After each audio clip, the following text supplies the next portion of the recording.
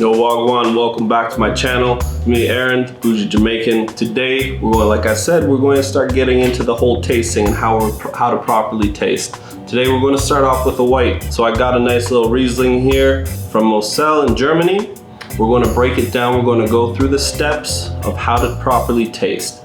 We're going to go through from appearance to the nose to tasting, and then conclusions and how to go through that. And also at the same time, we'll talk about a couple little things that you can notice and how to tell if a wine's like off, if it's got cork taint. This one shouldn't have cork taint because we don't have a cork in this bottle. We'll get into a couple other little things, questions, answers, I don't know. Let's just fucking have fun with it. First thing that we always start off with, let's open that bottle up. Now, when you're pouring wine, I usually like to pour it from the end. It was just a thing I learned as a server. Just hold it by the bottom. It's proper service technique. Hold by the bottom, have the label facing the customer. Pour it just a little bit, just a couple inches. Today, what you're gonna need? You're gonna need a glass, preferably with a stem, especially because we're doing whites. And you don't want stemless when we're doing whites because we're not trying to heat the wine up. Second, whatever your favorite bottle of white. If you want to do a Riesling, come join me in a Riesling and we'll break it down together. And then from there, grab a pen. You need a white piece of paper is the best way to do it, because especially when it comes to visuals, that's the easiest way, and it's the easiest way to tell color, because on a black background, especially on this table, we're here in one of my Airbnbs today, just because I had to clean it and we gotta do shit anyways. Still gotta work even though Corona's going on. As you can tell, I still ain't got shaved up. Still got this shit looking scruffy as shit. Let's get into this. Simple. So we pour our glass. Next thing that we're gonna do is we're gonna put the glass on a 45-degree tilt. And we're gonna look down, and we're going to look through the core and actually judge and see, okay, one of the first things we're gonna notice is it clear? Is it cloudy? Does it look like, there's sediment? We want to know. That's one of the first things that we're going to judge, is clarity of the wine. And then from the clarity, we're going to say, okay, what color is it?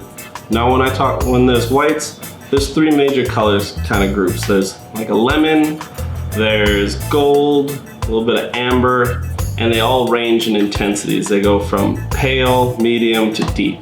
With this one, this is kind of like, I'd say a lemon green almost, is what it looks like to me. It's like a pale, greeny lemon. So, and it's clean, it's clear. So from there, I can see it really doesn't have too many fault. I wouldn't say it has a fault.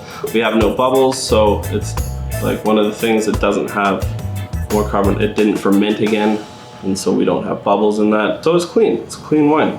Second, we're going to bring a little bit of air into it. We're going to just, like you do, you swirl it. What that does, it oxygenates it. It brings the air up, it brings that fruit flavor, so when we actually go to smell it, we actually can smell that fruit.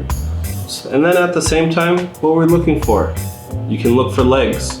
What that tells you is a little bit of sugar content, alcohol content. I don't really look at them too much. I know a lot of people do, and they're like, oh man, this wine is super fucking sweet or this and that because of the amount of legs.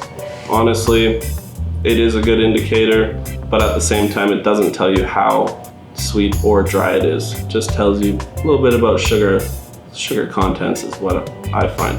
Once we do that, all right, the wine looks clean, the wine looks clear. We got the color.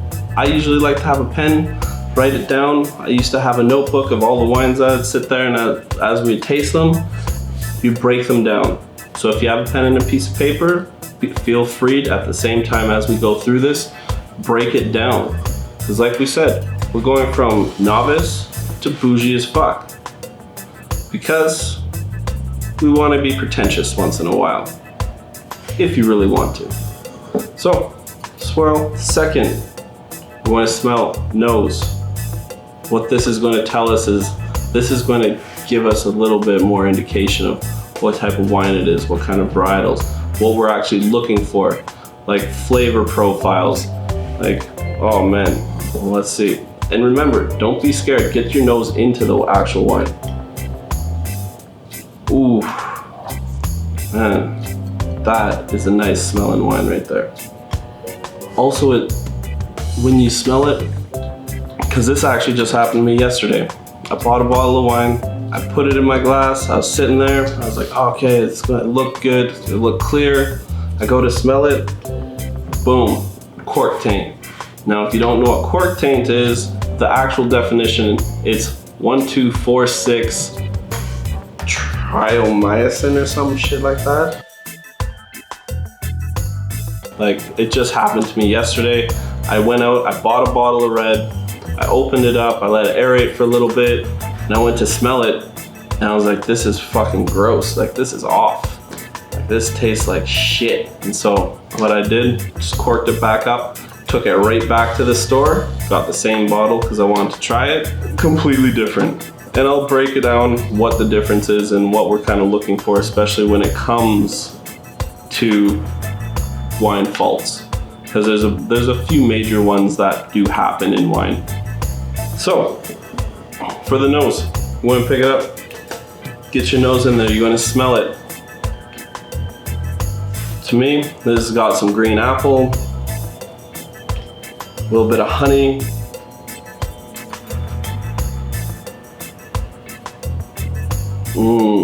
I would almost say maybe a little bit of dried apricot too, but it's clean. The aromas are quite strong, so I would say it's, for like aroma side, it would be medium. Another good way that if you're having trouble smelling a wine, put your hand over top, spin it then, and then bring it up. I got a little bit of grass notes in there now, a little bit more greenery, and it just gives a little bit more of like your hands kind of trapping that, and it makes it just that much nicer. Yeah, definitely honey, a little floral, not too much though. Oh, but you know what, that's a nice smelling wine. Like for me, when I first started drinking wines, I started off with these Rieslings. I got into I was drinking shitty wine, you know. I didn't really know what I was doing, nor did I really care at that moment in time. Ex-girlfriend trying to make me sophisticated or bougie or whatever it was, because I wasn't at that moment in time. And I started off with Rieslings, and then from there I progressed and I got into bigger reds, and then now we are where we are today. Just learning how to break them all down and tasting. So, once we figure out, okay, nose, once we break that down, we have the nose palate, we have what we kind of are perceiving, what kind of wine it is. Some people are so good that they can almost break down regions from it. They can do all this stuff. I'm like, yo, we ain't there yet, fam, but we might. One day we'll get there. But that's a good smelling wine, I'm not gonna lie. That's really nice. All right, so next, go ahead and do a tasting. First thing everyone asks, yo, to spit or not to spit? Well, since we're drinking, it's us and you're in my home, you're in your home, or wherever you are watching this, I say just drink it. But if you're going out to a wine tasting, if you're at a vineyard, wherever, and you're doing a lot and you're tasting a lot, spit so you don't get shit-faced, so you can actually continue to taste the wine properly, and you actually can understand what you're trying to actually taste, what you're trying to break down, what you're looking for, what notes you're looking for. And we want to break that down, but this is one of the most crucial parts, is learning how to taste it. So what I've always done, what I was taught, what I've learned, and all the courses I've ever taken, and going through the WSET courses and this and that, it's still up to your own perception. It really is. Especially because I might taste something different than what you taste. You might have a more refined palate than I do. I don't know. I haven't been tasting as much anymore for a long time, so I gotta get back into it. I gotta learn it again. I gotta, what is it, je ne sais quoi, like fucking refine my palate. So let's break it down. First thing, we wanna look for sweetness.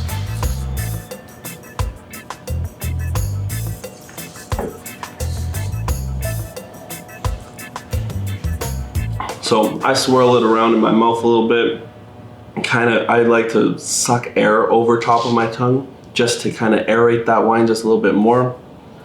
This one I would say isn't super sweet. I'd probably say it's most wines that we talk about are not sweet unless we're talking about dessert wines. So I would probably say medium dry, not super dry, but it's got a little sweetness to it. Next is that acidity. What acidity is, it's like that mouth-watering feel. So when you're actually tasting it and like you have that sip and your mouth starts to water, that's that acidity that's coming through. With this, I would probably say medium plus. So it has quite a bit of acidity behind it. It's making my mouth water quite a lot. It's wonderful. I like it. Tannins, no, we're not talking about a red. There's no tannins in this. If there was, tannins are usually created from like the grape skins per se, right? Alcohol content. So next, does it have that like burning sensation? Do you taste the alcohol right up?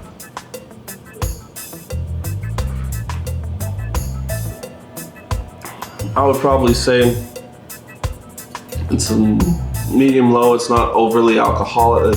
You don't really taste that alcohol as much behind it. Of course, this one's only 10.5%, so it's not really doesn't have a high alcohol volume. Next, we're going to go into the body. Okay, now this is it a full body wine? Is it light? Is it a medium body? Does it have that nice mouth feel? For this body,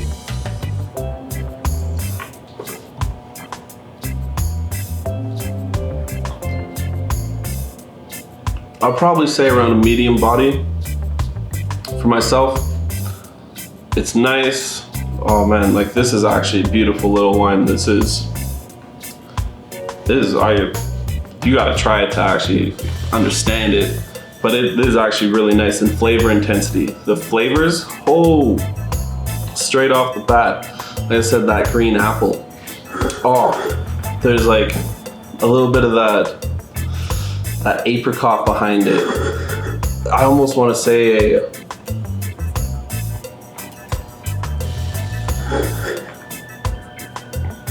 maybe a little bit of banana.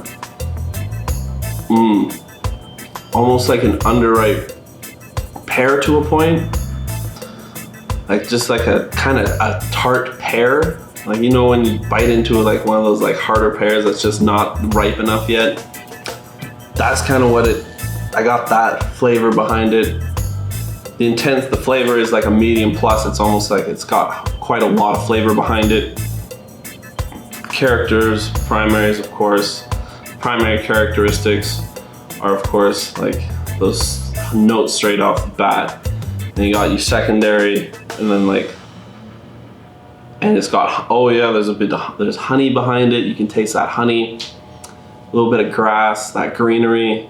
So it's like that nice floral green. It doesn't have that much of minerality behind it too, so I don't know. So yeah, go out and liquor. You're a rock liquor. Technically, yes. Like if you don't know what minerality tastes like, literally go outside and lick a fucking rock. That's like I've been told that. They're like, you want to know what sandstone tastes like? Go out and lick sandstone. I'm like, I ain't gonna fucking lick sandstone. I don't lick rocks. But as a kid, we probably did. Because I know I did. I think I put that, and I remember the flavors of what minerals taste like. It doesn't really have too much of a minerality behind it. It's quite nice. The texture, it's got this creamy mouth coating. It coats your mouth, it coats it. It's not, like I said, it's not super sweet. It's crisp and it's clean. The finish is a medium plus because it lingers just a little bit. Like it lingers a bit behind. I can still kind of taste it. You have that aftertaste behind, which is really nice. Like, I almost smell it. Sometimes I almost get like this passion fruit smell, like passion fruit skin.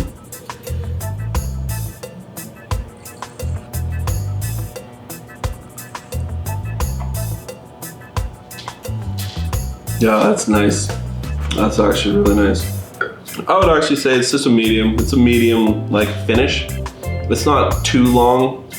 It doesn't stay around too long. And then the last thing that you gotta do is we make a conclusion of the wine. We figure out, we take everything that we did from the beginning. We said, okay, we looked at it. We saw the clarity first. We're like, all right, it's clean. It's like a lemony green, like a pale lemon green almost. It's nice. All right, the nose was clean first. No, that nose was clean. We got the flavors from it. It doesn't have the alcohol behind it. Then we tasted it, we broke it down. We started, okay, the body, the acidity, the sweetness, the length of the finish, the flavor characteristics, the flavor intensities, the finish, and some other observations. Like what did we get from it? Now we're going to take everything from there and we're going to build our own conclusion if we like it or not. And you know what? When I first started, and this is what took me so long to actually start enjoying wine, is because I didn't know how to properly break it down. And once I learned how to break it down in these step-by-steps, it makes it so much easier. Because the ones that I thought I hated for the longest time, or I didn't like, or I thought they were whatever it is because I didn't know how to properly taste and what I was actually trying to look for. And when I started to break those down, now I can actually make a proper conclusion on what is this wine actually about. And for this one, we're going to assess the quality. You know what? I think it's very good. I really like it. If I was going to rate it, I don't do the point things. I'd like to give it a star value. I'd say 3.5, 4 stars. 4.7. I don't know. Why? Because it's like not overly complex. There's good balance. The wine is balanced. That's one thing that you gotta learn to talk about. Is the wine balanced? Do you have the proper flavors and everything else and the color and all of this? Does it all sit well? One thing is not overpowering another. It's not going from something fucking crazy to like all of a sudden you're just overpowered by something else. It has that balance. It sits there. It's nice. It's all together and it's smooth. It's crisp. It's clean. I really like that. Aging, you could probably sit it down if you really want to, but honestly, it's nice out. It's beautiful. It's warm. It's getting there. Slowly as this fucking country opens up, we'll be able to get outside more often, go sit down on like a patio, a deck, I don't know, crack a bottle. This is really nice and just sit there. You know what? This is a drink now wine. To me, I would just drink this right now. Well, I am, so that's what we're going to do. We're going to fucking drink it right now. And then context of the country. So Rieslings, there's so many variants. We'll get into them like down the road here because there's so much to go over, especially when we start breaking down regions and sub-regions and like get into the Bordeaux's and the Merlots and fucking New World, Old World. I don't know, there's so much that we can go through and we're going to start breaking it down. But out of all the Rieslings I've had, and I've had a fucking lot of them, it's really good. It's not my favorite, but you know what? For an everyday sipping wine that's not overly expensive, that is just nice, is clear. This is a nice Riesling from Germany, from the Moselle. It's nice, it's good. I like it, I enjoy it.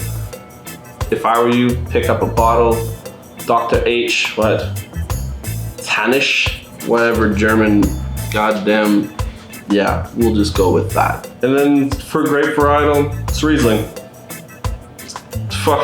That's it, it's good. If you don't like Rieslings, you can go from either a super sweet Riesling to a bone dry Riesling. And it's crazy, especially if you get into like the French like Rieslings from the Alsace region where you're going into more drier style. Complete different profiles. You got a little bit of that green apple, but there's still complete different things.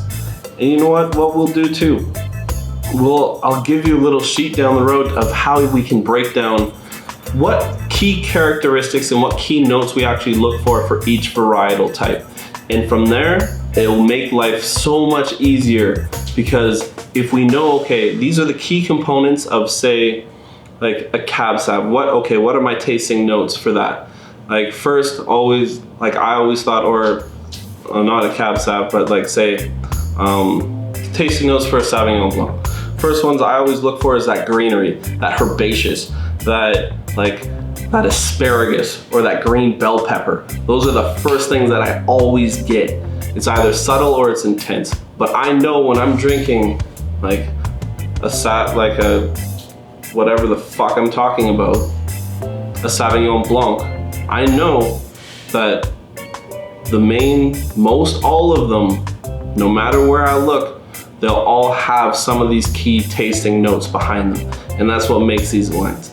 And we'll get into that, and we'll break those down.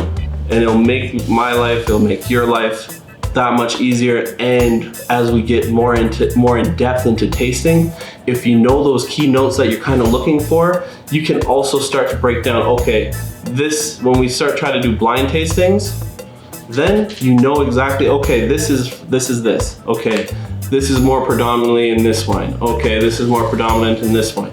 And we'll break it down and make it simple. And we'll do step by step, just like we're doing right now, going from visual, nose, body, conclusion.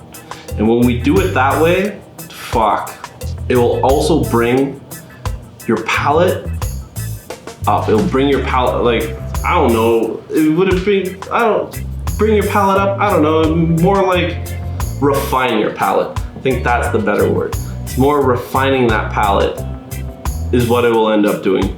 And you know what? Maybe you'll find some wines that you never had and you didn't even think you liked, but when you start to actually break it down with the proper steps and the proper knowledge behind it, that you'll have a bit more love for it, really. Because that's what it took for me, is learning these steps and learning how to break it down. Because when you do it, now I know it. Now I can see it. Now I know the love that went into it. Now I know the time and the effort, how they built this motherfucking thing, and everything that goes in to just make it the way that it is, to make it as clean as it is, or to make it shit. Who knows, right?